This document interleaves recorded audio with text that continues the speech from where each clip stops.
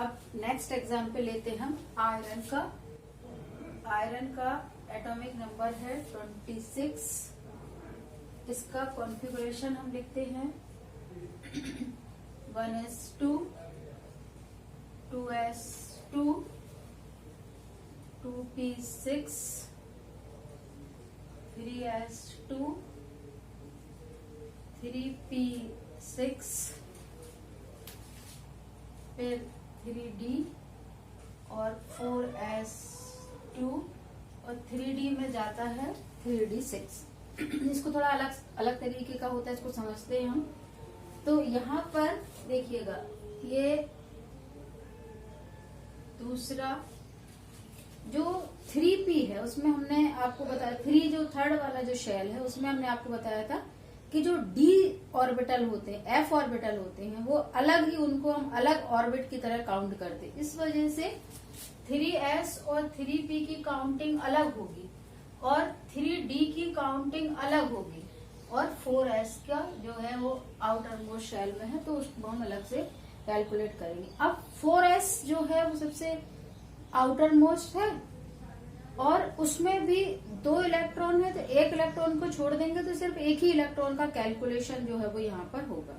अब शुरू करते हैं हम इसको यहाँ पर कैलकुलेट करना। तो 4s जो है उसमें चूंकि 2 इलेक्ट्रॉन है, एक इलेक्ट्रॉन का तो हम कैलकुलेट कर रहे हैं, इसलिए उसको एलिमिनेट किया। अब जो बचा हुआ रिमेनिंग है एक इलेक्ट्रॉन, उसको हम लेंगे और चूंकि वो किसमें है, s ऑर्बिटल में, इसलिए 1 इलेक्ट्रॉन को मल्टीप्लाई किससे करेंगे, 0.30 से। तो यहाँ पर हो जाएगा, देखिएगा 1 इंटू 0.30, ये हो जाएगा 1 इंटू 0.30, ये हो गया। फिर इसके बाद d इलेक्ट्रॉन, जो d ऑर्बिटल है उसमें 6 इलेक्ट्रॉन्स है, उसको हम लेंगे इनर। तो इनर जो है उसका रूल है कि 6 इंटू 0.85, यहाँ पे ये प्लस हो जाएगा 6 इंटू 0.85, तो 0.85 है किसके लिए हो गया, डी के लिए हो गया। अब इसके बाद यहाँ पर ये हो गया आउटर शेल और ये हो गया इसकी इनर शेल। अब बाकी की जितनी भी जो हैं वो सारी नेक्स्ट इनर शेल में आएगा, तो उसके लिए रूल्स क्या है कि सभी को हम 1 से मल्टीप्लाई करेंगे। तो या तो आप पूरे जो भी हैं इलेक्ट्रॉन्स उसको काउंट करके 1 से मल्टीप्लाई कर सकते हैं। तो यहाँ पर जो आएगा वो ये हो जाएगा 8 इलेक्ट्रॉन, इसको हम मल्टीप्लाई कर देंगे 1 से। यहाँ पर भी 8 इलेक्ट्रॉन है, इसको मल्टीप्लाई कर देंगे 1 से। यहाँ पर 2 इलेक्ट्रॉन है, इसको मल्टीप्लाई कर देंगे 1 से। ये तो इस तरीके से हम अलग अलग कर सकते हैं। अब इसका पूरा कैलकुलेशन हम करते हैं, तो देखिएगा यहाँ से आ जाएगा 2 प्लस 8 प्लस 8 प्लस 6 इंटू 0.85, इसका आंसर आ रहा है 5.1 प्लस 1 इंटू 0. यहाँ पर आ जाएगा 1 इंटू 0.30, तो यहाँ पर आ जाएगा 0.30। ये इस तरीके का यहाँ पर हमारा पूरा कैलकुलेशन आएगा। इसमें ध्यान रखिएगा कि जो भी हमारा d ऑर्बिटल है, उसको हम एक सेपरेट ऑर्बिट की तरह बिहेव कराएंगे, उसको हम अलग से कैलकुलेट करेंगे और s और p के लिए जो रूल्स हैं वो अलग रहते हैं। तो अब इसको पूरा तरीके से जब हम पूरा इसको टोटल करते हैं तो आंसर यहाँ पर आ रहा है 23.4। ये आ गया आपका स्क्रीनिंग कांस्टेंट s की वैल्यू। अब इससे हमको निकालना है इफेक्टिव न्यूक्लियर नंबर। तो इफेक्टिव न्यूक्लियर नंबर निकालने के लिए एक्चुअल जो आपका एटॉमिक नंबर है 26 माइनस स्क्रीनिंग कांस्टेंट की वैल्यू वो आ रही है 23.4, तो आंसर आ जाएगा 2.6। ये आ गया आपका Z इफेक्टिव की वैल्यू और ये आपका यहाँ पर आंसर आ गया कंप्लीट। तो इसको थोड़ा सा कॉम्प्लिकेटेड है, इसको थोड़ा सा अपन समझ लेते हैं कि इसमें पहले तो इसका एटॉमिक नंबर जो इलेक्ट्रॉनिक कॉन्फ़िगरेशन है उसको हम यहाँ पर लिखते हैं। उसको लिखने के बाद बिल्कुल भी इसमें कोई टफ कुछ भी नहीं है। इसमें जो आउटर मोस्ट शेल का जो भी वैलेंस इलेक्ट्रॉन्स का स्क्रीनिंग कांस्टेंट की वैल्यू निकालना है, उस एक इलेक्ट्रॉन को छोड़ करके बाकी जो भी है, यदि वो S में है तो 0.30 से मल्टीप्लाई कर दो, यदि वो P में है तो 0.35 से मल्टीप्लाई कर दें, जितने भी इलेक्ट्रॉन्स हैं। फिर उसके इनर पे आते हैं तो 0.85 से, और उसके इनर में भी इलेक्ट्रॉन्स यदि है रहते ही है वो तो उसको सबको हम उतने टोटल इलेक्ट्रॉन्स को 1 से मल्टीप्लाई कर देंगे। तो 1 से मल्टीप्लाई करने पर ये पूरा टोटल जो भी आंसर आता है वो उसका स्क्रीनिंग कांस्टेंट है, उसको एक्चुअल से माइनस करने पर इफेक्टिव न्यूक्लियर चार्जेस आता है। नाइट्रोजन के एग्जाम्पल को देखते हैं। इतना अच्छा, बहुत अच्छा एग्जाम्पल है इसका। देखिए इसमें बहुत अच्छे रूल्स अपने को क्लियर होंगे। नाइट्रोजन जो है atomic number is 7, electronic configuration is 1s2, 2s2 and 2p3। तो यहाँ पर जो 2p3 है उसमें 3 इलेक्ट्रॉन से 1 इलेक्ट्रॉन तो हम उसको अलग करेंगे, और बाकी के उसमें क्या है, नेबरिंग इलेक्ट्रॉन है, तो उनके स्क्रीनिंग कांस्टेंट की वैल्यू को कैलकुलेट करेंगे। और एक इलेक्ट्रॉन जो रहेगा उसको तो हम 0 मानते हैं, जो भी जिसका भी कैलकुलेट करना होता है।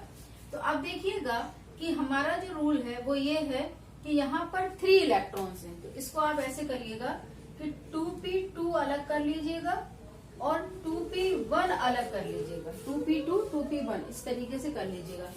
फिर इसके बाद इसमें प्लस हो जाएगा 2s2 इसका वैल्यू, और फिर प्लस 1s2 की वैल्यू।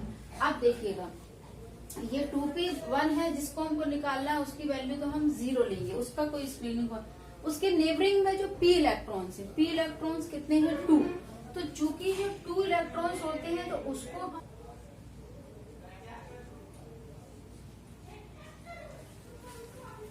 जो p इलेक्ट्रॉन्स हैं उनको हम मल्टीप्लाई किससे करते हैं, 0.35 से, और जो s इलेक्ट्रॉन है उसको हम मल्टीप्लाई करते हैं 0.30 से।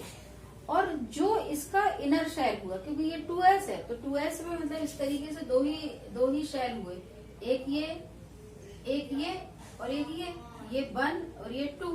तो यहाँ पर जो सेकंड शेल में जो भी इलेक्ट्रॉन्स थे उनके नेबरिंग को तो हमने यहाँ पर मल्टीप्लाई कर लिया। अब उसके बाद इसका जो नेक्स्ट इनर है वो तो फर्स्ट है, और नेक्स्ट इनर जो होता है मतलब उसके जो इनर ऑर्बिट जो होता है उसमें हम किसको करते हैं, 0.85 से, जो रूल्स बोलता है तो 0.85 से। अब इसमें कितने इलेक्ट्रॉन्स हैं, 2 इलेक्ट्रॉन्स हैं, तो यहाँ पर हो गया ये।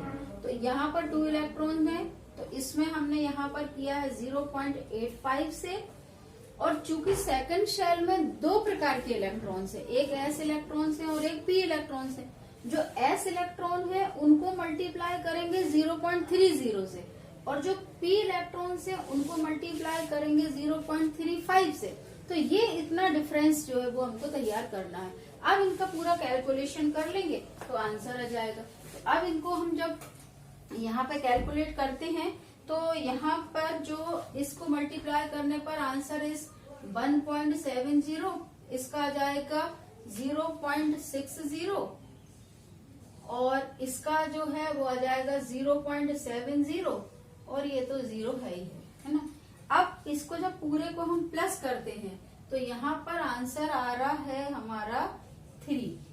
ये पूरा स्क्रीनिंग जो पूरा यदि हम इसको प्लस करते हैं तो आंसर आ जाता है हमारा 3, और एक्चुअल जो आपका स्क्रीनिंग कांस्टेंट की वैल्यू आ गई है 3, और एक्चुअल जो है उसको हम यहाँ पर रखते हैं तो आ जाता है 7, एटॉमिक नंबर इज 7, और स्क्रीनिंग कांस्टेंट की वैल्यू आ गई 3, तो आंसर आ जाएगा यहाँ पर 4। तो 4 इज इफेक्टिव न्यूक्लियर चार्ज। तो इसको अपन थोड़ा सा अच्छे से ध्यान रखेंगे।